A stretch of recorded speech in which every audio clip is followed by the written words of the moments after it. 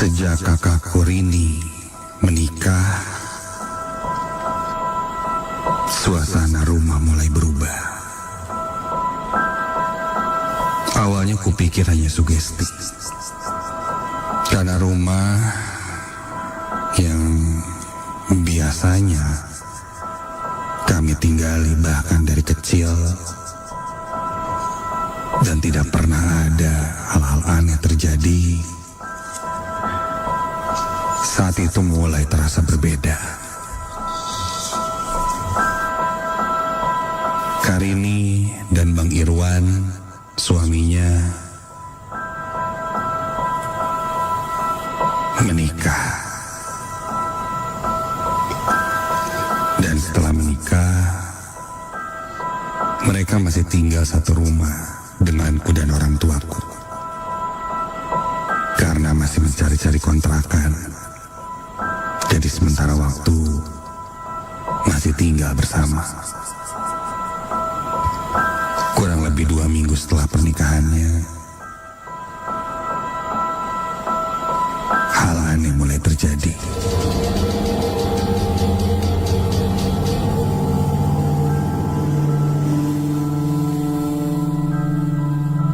Karini sering terlihat pucat. Ia mengaku sering bermimpi buruk. Mimpi yang sama berulang kali. Di mimpinya, dia berdiri di pelaminan, namun semua tamu yang datang pada saat itu wajahnya rata, tidak ada mata, mulut, hidung. Hampir semua tamu yang ada di sana berwajah rata. Ia terbangun dengan keringat dingin. Dan ketika terbangun, kadang dia melihat sesuatu yang bergerak cepat melesat keluar dari kamarnya.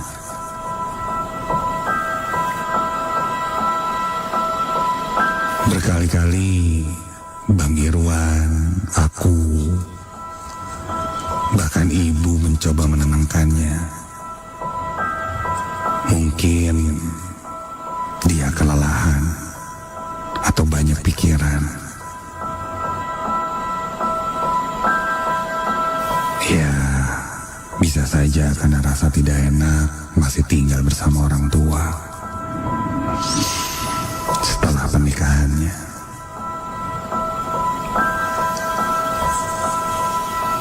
Namun semakin hari, mimpi itu semakin nyata untuknya.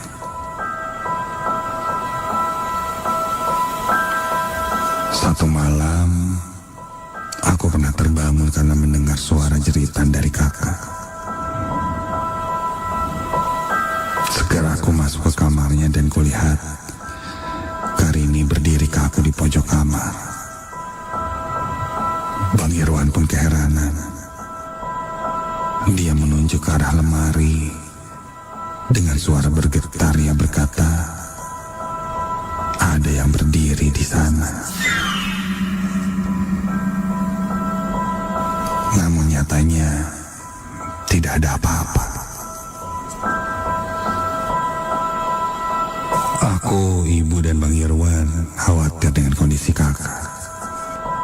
Bahkan kami sempat berpikir untuk membawanya ke dokter. Malam-malam berikutnya semua terasa semakin tidak wajar. Kali ini tidak hanya Karini. Kami yang berada di rumah itu mulai merasakannya. Kadang terdengar suara ketukan di dinding atau langkah kaki di dapur. Padahal semua sedang berkumpul di ruang tengah.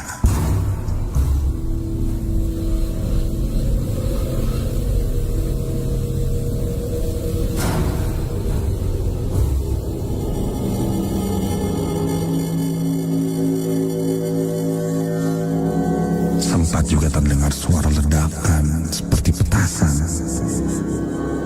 dari tengah di dalam rumah. Tapi tak ada apa-apa. Sampailah pada hari itu. Saat itu Bang Irwan, suami Karini, ditugaskan pergi dinas di luar kota. Bang Irwan menitipkan untuk selalu waspada dan jaga Karini karena kondisinya sekarang tidak stabil.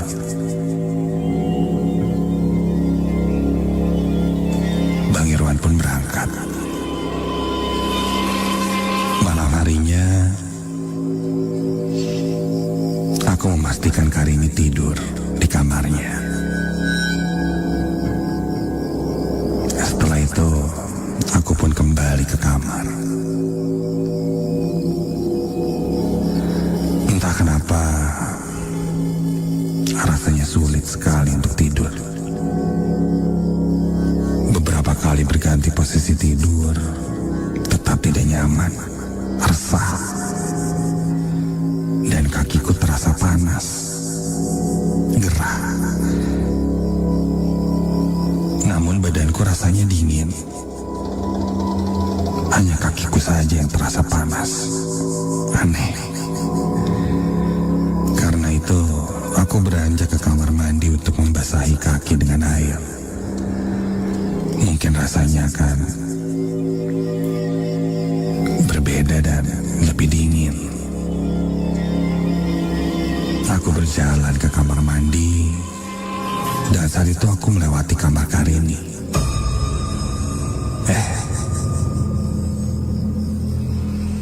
Kulihat pintunya terbuka sedikit.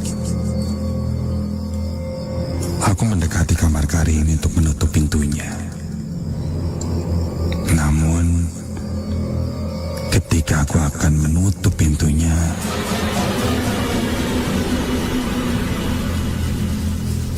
dari celah pintu yang terbuka sedikit itu, aku bisa melihat ke arah dalam kamar Karini. Dan ketika aku lihat, astaga, apa itu? Kulihat dengan cukup jelas.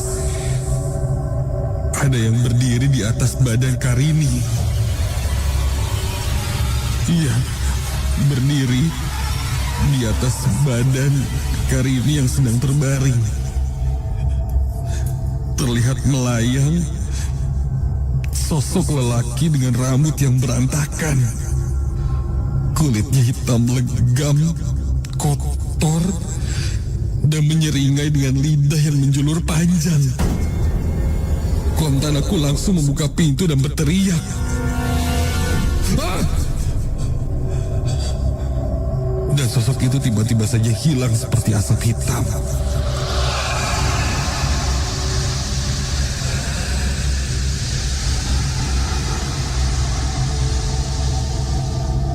Karini terbangun.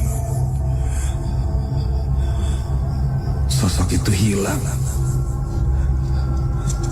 Aku coba menenangkannya, meyakinkannya tidak ada apa-apa. Lalu dia pun kembali tidur.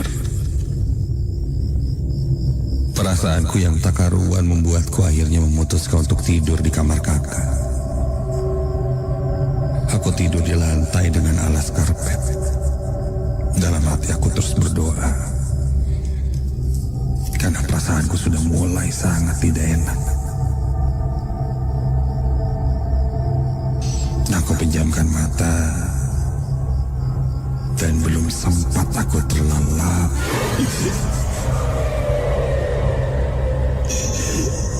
tiba-tiba dadaku terasa berat. Begitu mataku terbuka, di ujung kakiku terlihat berdiri sosok yang sama. Makhluk itu berwujud seorang lelaki dengan rambut berantakan dan lidahnya menjulur panjang. Lidahnya terlihat terbelah seperti ular. Badanku tak bisa kugerakkan. Ia mulai mendekat perlahan membungkuk lalu. Dia berjongkok tepat di depanku. Di atas badanku. Aku ingin berteriak tapi suaraku tercekat. Wajahnya mendekat. Dan begitu mendekat, aku bisa mencium bau tanah dan bau busuk yang anyir yang menyengat di hidungku. Aku menutup mata berharap ketika ku buka, sosok itu sudah hilang. Dan ketika ku buka mata lagi, wajahnya kini sudah tepat di depan wajahku. Hitam berlumuran tanah dengan mata kosong yang menatap tajam ke arah mataku. Mulutnya menyeringai dengan lidah yang mulai menjulur keluar meliuk-liuk. Di antara rambutnya yang berantakan kulihat ada sepasang tanduk di kepalanya. Dadaku mulai terasa semakin sesak dan aku mulai hilang kesadaran.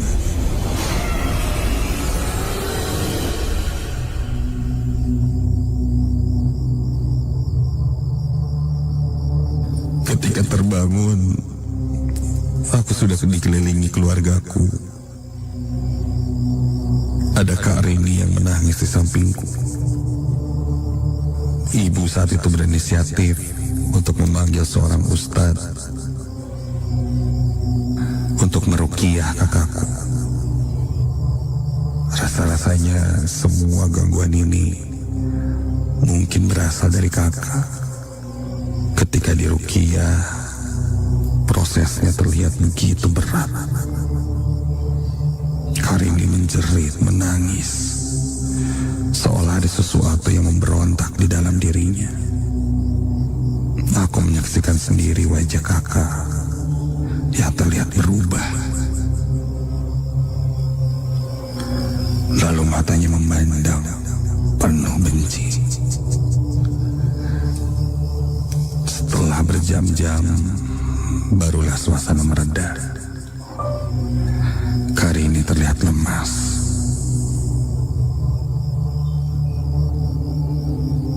Wajahnya kini terlihat lebih tenang.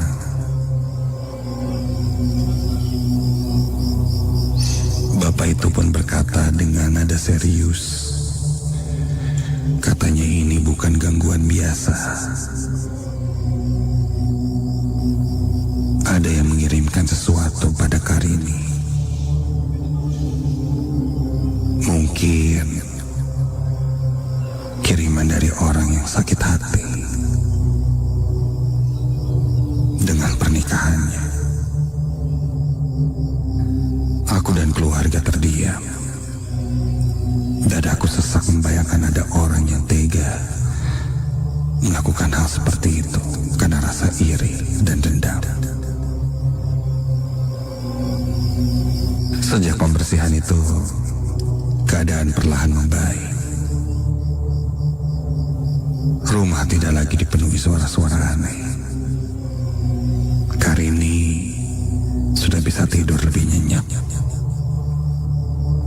Pesannya hanya satu, tak perlu mencari tahu siapa. Biarkanlah semuanya kembalikan kepada Sang Pencipta. Namun, kadang masih sering teringat di malam ketika sosok itu sangat jelas terlihat olehku. Dan baunya yang tak pernah bisa dibayangkan. Aneh dan sangat berbeda dengan bau-bau busuk yang pernah aku cium. Kadang aku masih merasa ada sesuatu yang masih memperhatikan dari sela-sela rumah. Tapi kembali kembali lagi. Semuanya kita serahkan pada Sang Pencipta. Tak ada yang di atas. Perkuat iman dan takwa. Hanya dengan itulah kita bisa melawan hal-hal yang mungkin gaib dan negatif yang terjadi pada diri kita.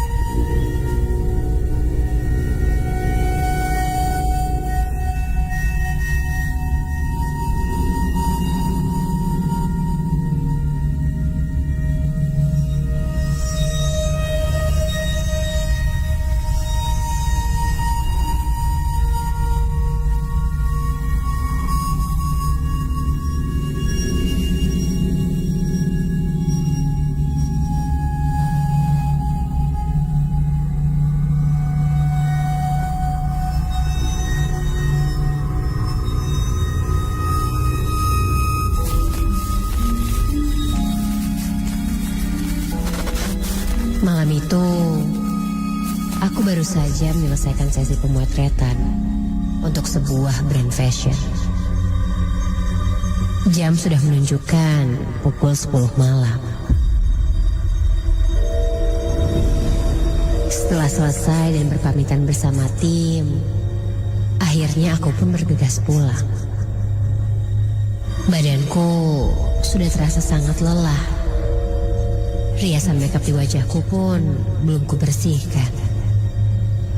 Yang aku pikirkan malam itu adalah ingin cepat sampai apartemenku dan segera beristirahat.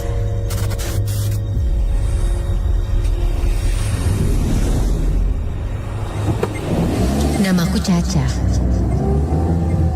Malam itu aku mengendarai mobilku sendirian. Ku tancap gas mobilku di jalanan yang sudah terlihat sepi ini.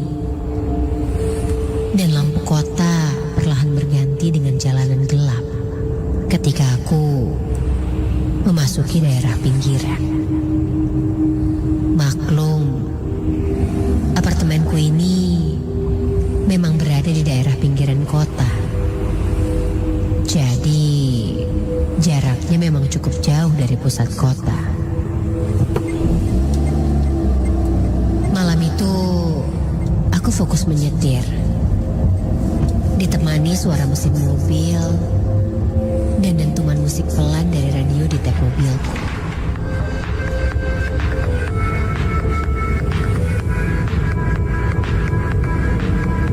Awalnya, semua terasa normal.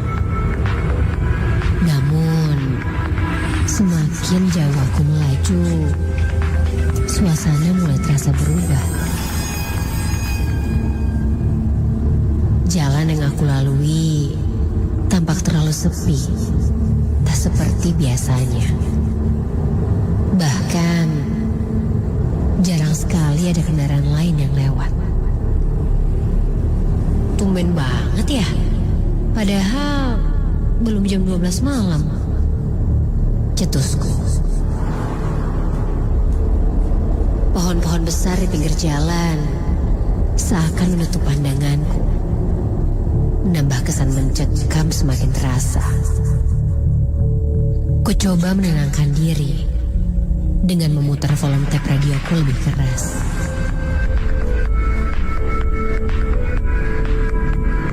Sampai tak lama dari itu, aku merasakan sesuatu yang aneh. Aroma wangi melati yang tiba-tiba memenuhi kabin mobilku. Ya, terasa wangi yang begitu menyengat tiba-tiba, membuatku sedikit mual.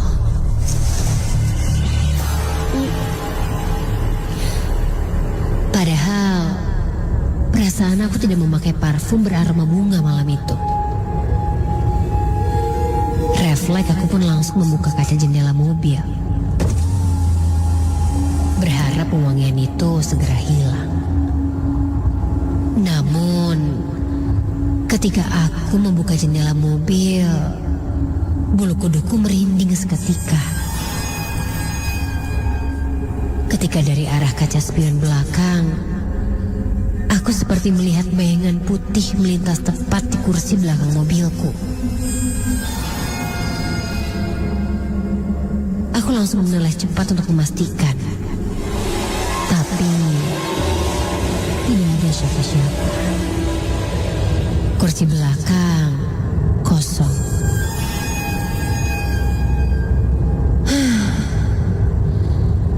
Aku menghela napas panjang, mencoba berpikir logis. Capean kali ya, makanya aku agak halu. Sudahlah, aku pun lanjut fokus menyetir menuju arah apartemenku. Sampai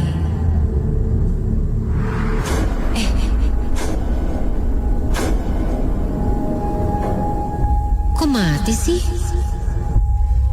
Ketika aku lihat ke arah jalanan lurus yang kulalui, lampu jalan yang aku lewati ini mendadak mati satu persatu dan membuat kegelapan total di jalanan kali ini. Kali ini benar-benar hanya lampu mobilku saja yang menyala dan menyoroti jalanan malam itu. Suara musik di radioku pun mendadak hilang karena tak ada sinyal. Suara musik lenyap dan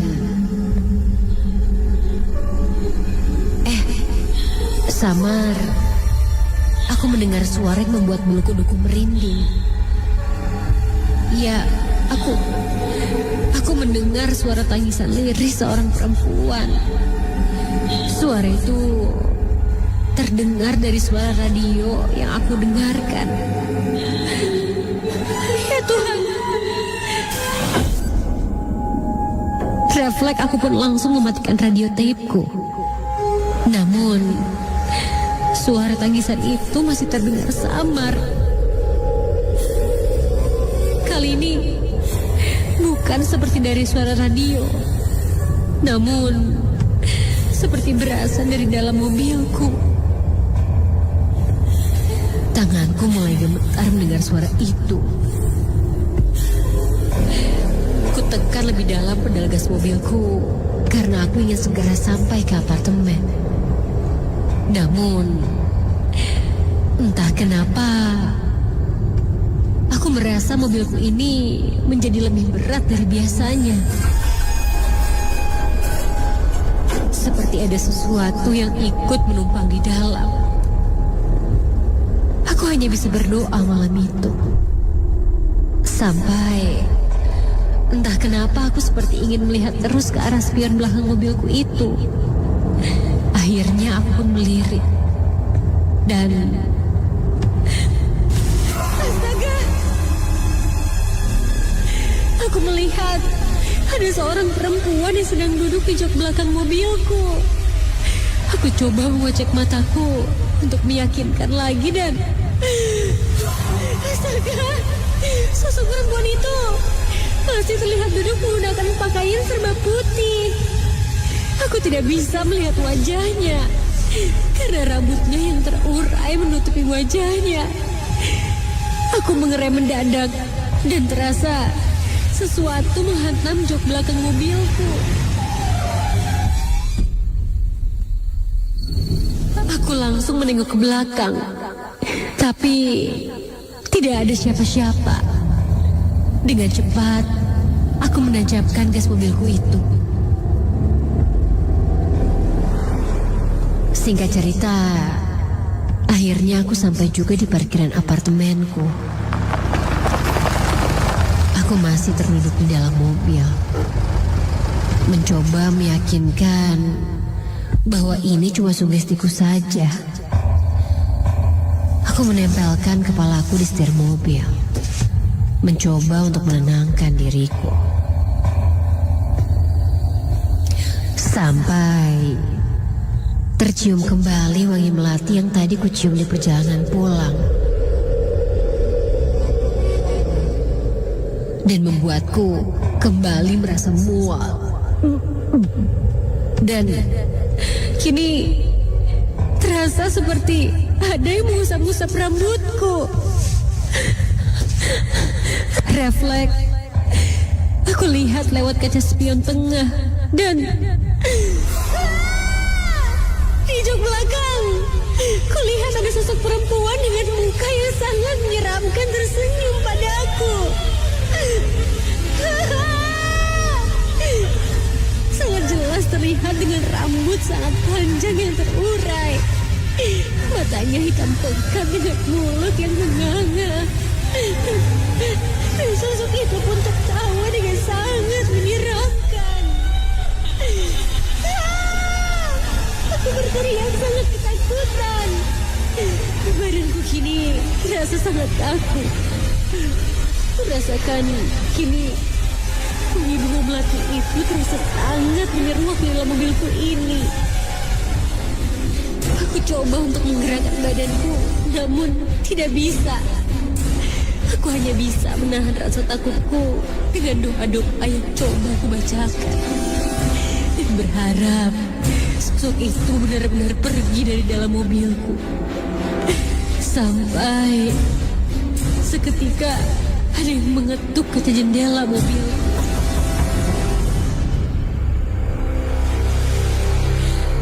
Dan ketika kulihat, ternyata itu satpam yang sedang berjaga dan sudah berdiri di samping mobilku.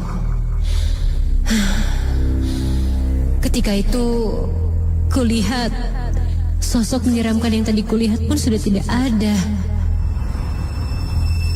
Kini aku bisa menggerakkan semua badanku dan langsung membuka kaca jendela mobilku. Pak Satpam bertanya padaku, ada apa? Kenapa aku berteriak dari dalam mobil? Tanpa basa-basi, malam itu aku langsung mengunci mobil rapat-rapat dan meminta Pak Satpam mengantarkanku menuju lift untuk segera ke kamar. Aku tidak banyak menceritakan apa-apa kepada Pak Satpam karena aku tidak mau lagi mengingat kejadian yang menimpa aku malam itu. Kejadian itu membuatku benar-benar trauma. Dan sejak malam itu, aku tidak pernah lagi berani pulang sendirian larut malam. Dan yang paling mengganggu setiap kali aku masuk ke dalam mobilku adalah aku masih bisa mencium samar aroma melati yang menyengat. Seakan mengingatkan bahwa sosok itu, sosok perempuan yang pernah kulihat itu masih ada di dalam mobilku.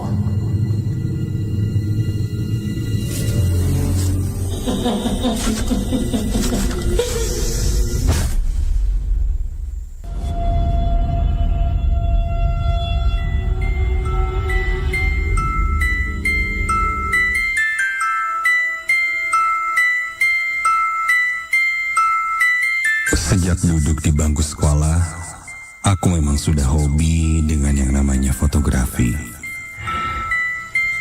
Sudah hampir ribuan foto ku tangkap dengan kameraku. Dan karena hobiku itu, sekarang aku bekerja sebagai fotografer, meskipun hanya freelance fotografer. Namaku Yogi. Hari itu aku mendapatkan job dari sebuah perusahaan untuk mengambil beberapa momen gambar di acara gathering. Acaranya diadakan di sebuah villa terpencil yang memang dikelilingi hutan belantara. Aku ditugaskan untuk mendokumentasikan seluruh kegiatan acara yang berlangsung. Awalnya, Aku kira pekerjaan ini bisa kulalui seperti biasa. Namun, semuanya berubah ketika malam itu. Singkat cerita, acara gathering pun dimulai.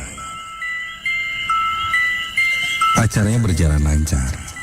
Hingga menjelang malam, kulihat beberapa karyawan ada yang mengantri makan malam, dan ada juga sebagian yang duduk di sekitar api unggun.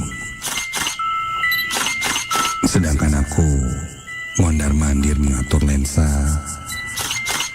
mengambil potret satu persatu momen, dan sesekali menyalakan flash kamera untuk membelah kegelapan. Namun, sejak sore, sebenarnya aku merasa ada hal yang membuatku janggal, aneh. Entah mungkin hanya perasaanku saja, tapi beberapa kali saat memotret, dari hasil jepretanku itu, kulihat ada bayangan hitam yang tidak sesuai dengan objek aslinya, yang seharusnya tidak ada. Aku pikir itu hanya efek cahaya atau bayangan pepohonan. Tapi setelah lihat hasil foto yang setengah-setengahnya, bayangan hitam itu tidak ada. Aneh. Dan ketika itu pun aku merasa seperti ada yang mengawasiku dari kegelapan hutan.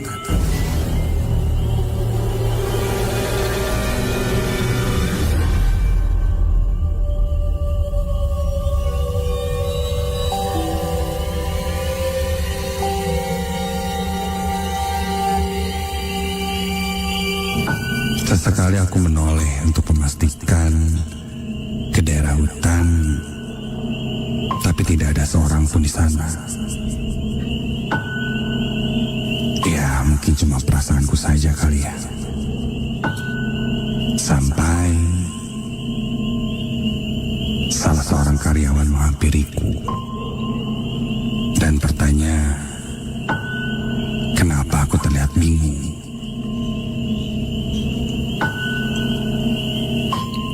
Aku coba menceritakan apa yang tadi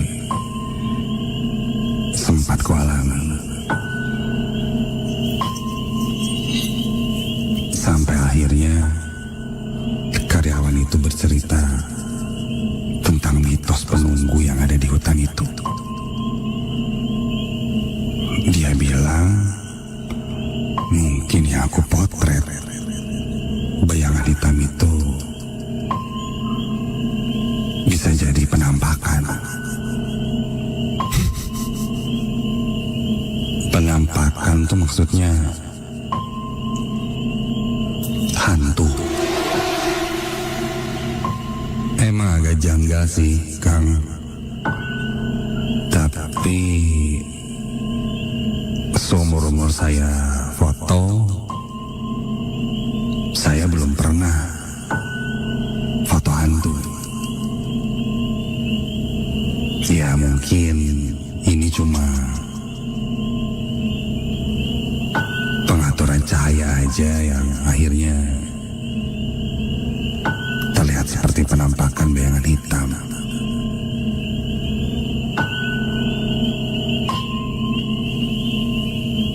Aku coba untuk tidak percaya dengan apa yang karyawan itu bilang.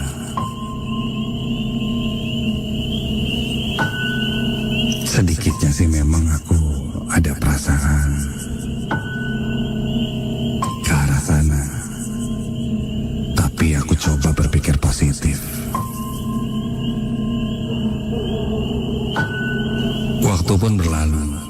Sekitar jam 11 malam, acara selesai. Para karyawan terlihat masuk ke villa untuk beristirahat. Aku mengecek kembali beberapa hasil foto di kamera. Setelah semuanya beres, aku pun berjalan menuju ke arah villa.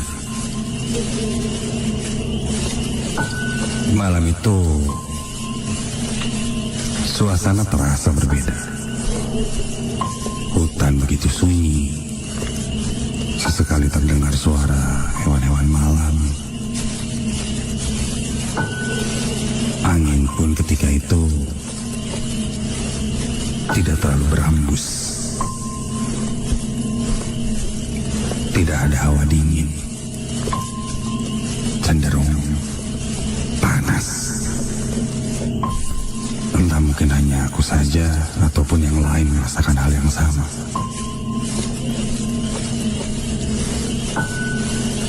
Cahaya api unggun sudah meredup. Kini waktunya beristirahat.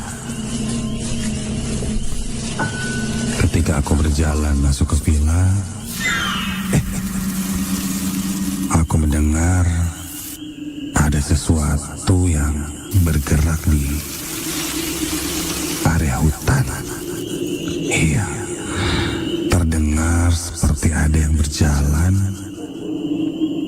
dan menginjak, entahlah mungkin ranting pohon hingga patah.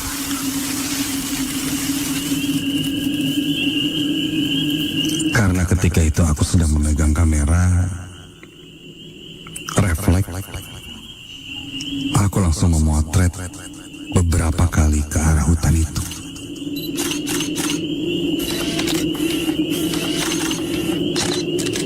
Dengan flash yang menyala dan mata aku yang langsung melihat ke arah hutan, ketika itu rasanya tidak ada yang terlihat aneh. Mungkin hanya hewan yang lewat.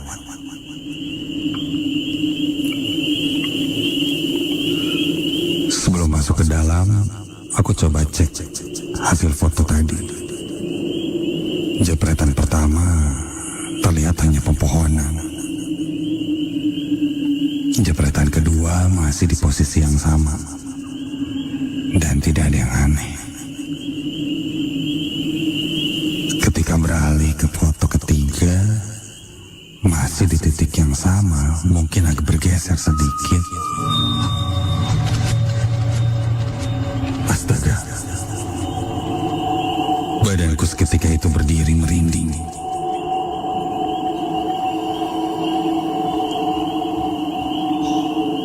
Ada seperti bayangan hitam besar yang terfoto oleh kameraku, berdiri di antara pepohonan. Sangat terlihat cukup jelas bayangan hitam itu berbentuk seperti seseorang, namun tinggi dan besar.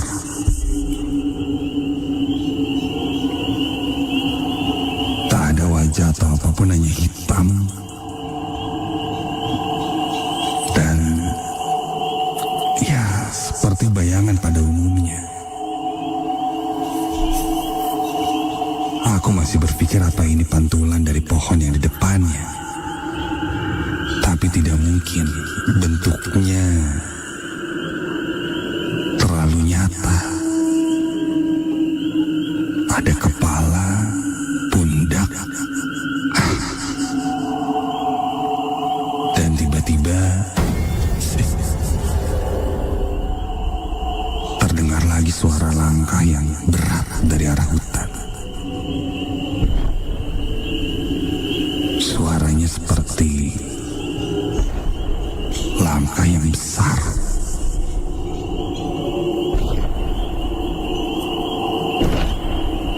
Perasaanku mulai tidak nyaman. Badanku mulai gemetar. Kali ini aku mundur perlahan, masuk ke dalam villa sampai ada sesuatu yang melemparku dari arah hutan. Tepat terjatuh di dekat kakiku, batu kerikil.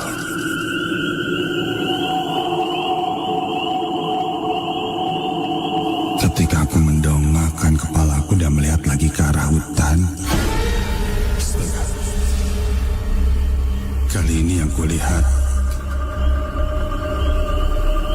bukan dari kamera atau hasil tangkapan kameraku. Badanku terasa kaku ketika jelas di antara pepohonan itu aku lihat sesuatu yang besar.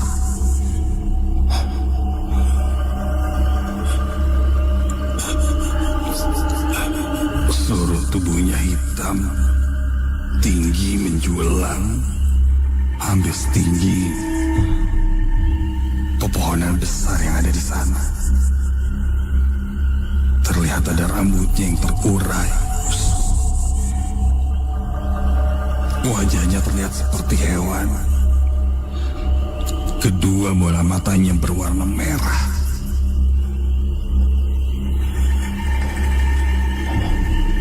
Dan giginya mempunyai taring yang panjang.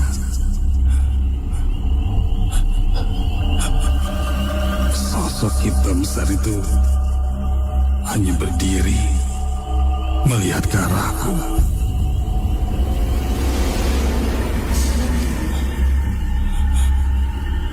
Dalam batinku aku bergetar hebat karena mendengar suara geramannya. Mungkin tidak terdengar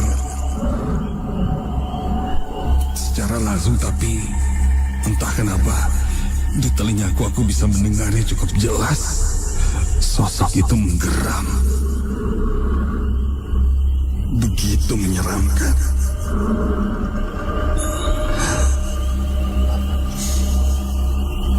Aku tak bisa menggerakkan badanku sampai perlahan sosok itu hilang. Seketika itu aku bisa menggerakkan badan dan aku langsung berlari masuk ke dalam ruangan.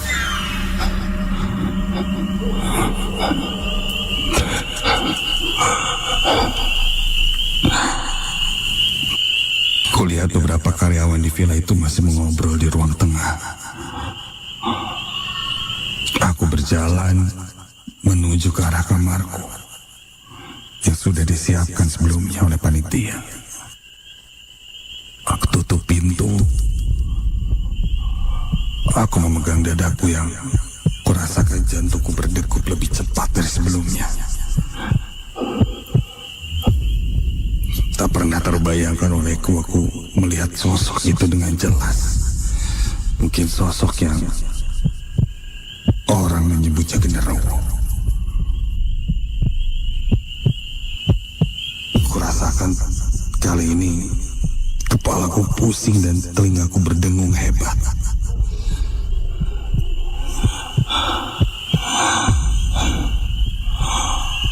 Aku pun memejamkan mata hingga akhirnya terlelap.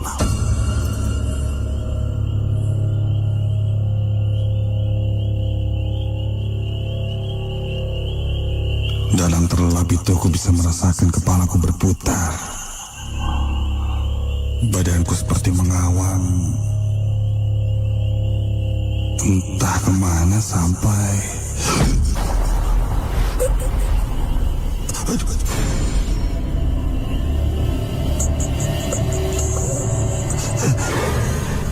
Aku merasakan sesak, seperti ada yang menindih badanku, sesuatu yang berat.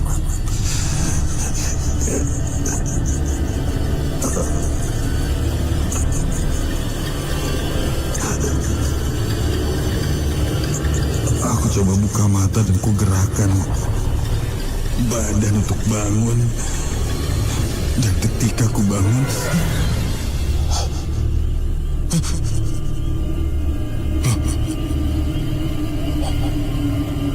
Ini di mana? Aku berada di tengah hutan dan kulihat ada satu pohon yang sangat besar, seperti pohon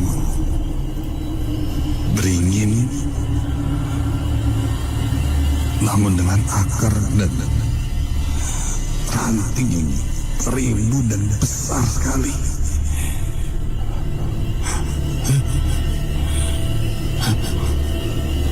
Ketika kulihat ke atas, di antara ranting pohon dan dedaunan itu kulihat banyak sekali mata yang melihat ke arahku.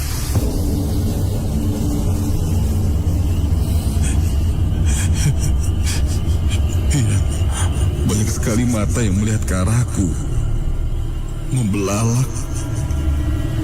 Entah seperti apa wujudnya yang jelas. Bentuk matanya pun tidak seperti mata manusia pada umumnya.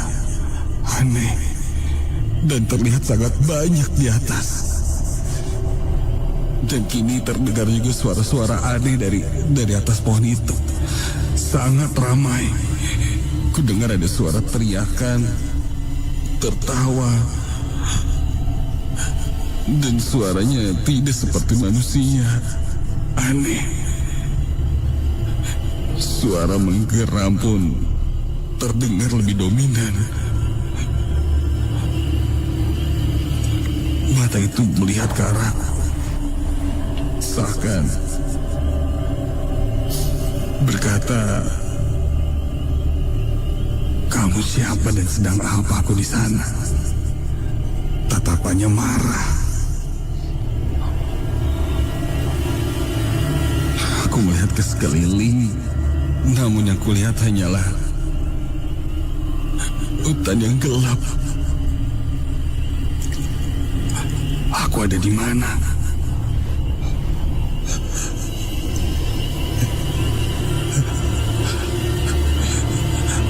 Aku tundukkan kepalaku.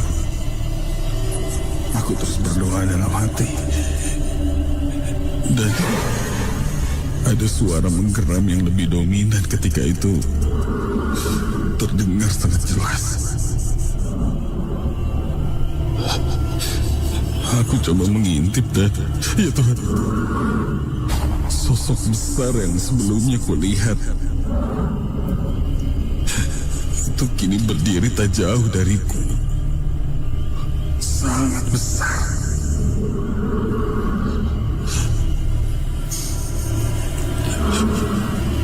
Tubuhnya penuh dengan bulu yang rasanya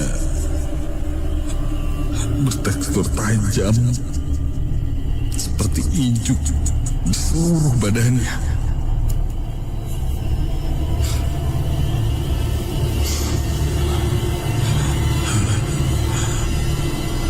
Kepalanya meliuk-liuk dengan tariknya yang panjang dan kini lidahnya terjulur keluar.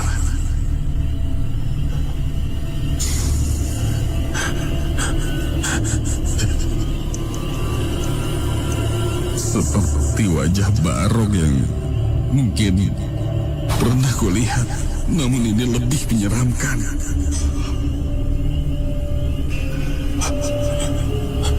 Dan samar kini terdengar suara seperti alunan gamelan.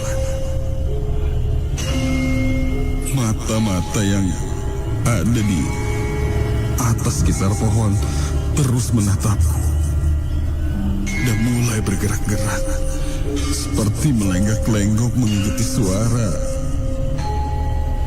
gamelan yang entah dari mana asalnya.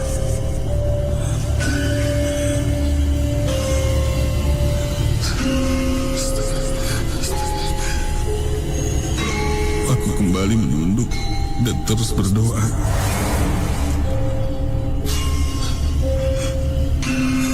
Sampai entah dari mana aku merasa ada yang menarik bajuku dan terdengar sebuah suara. suara yang tidak asing. Dan ketika aku ditarik, aku pun terbangun. Aku terbangun dan di sekelilingku sudah ada beberapa karyawan di sana. Aku terbangun di dalam villa. Katanya aku terlihat tertidur di perbatasan hutan. Perasaan terakhir yang kuingat aku berada di kamar. Aku pun menceritakan apa yang kualami. Menurut kuncen di villa itu, katanya aku sempat dibawa ke dunianya mereka. Malam itu sepertinya ada sebuah perayaan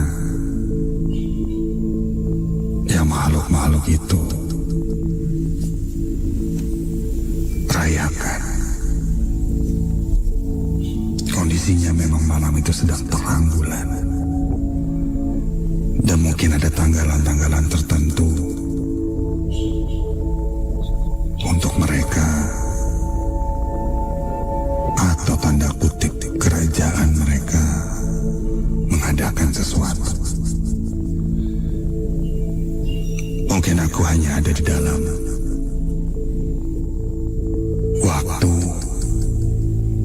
dan lokasi yang tidak seharusnya. Setelah kejadian itu, aku mengecek beberapa foto. Bayangan-bayangan hitam itu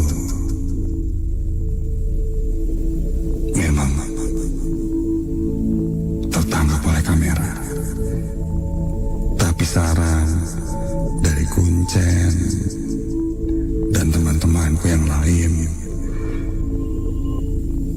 bilang hapus saja. Hapus saja. Maka aku pun menghapus foto-foto itu. Hingga yang kusisakan hanyalah cerita pengalaman ini yang bisa kuceritakan.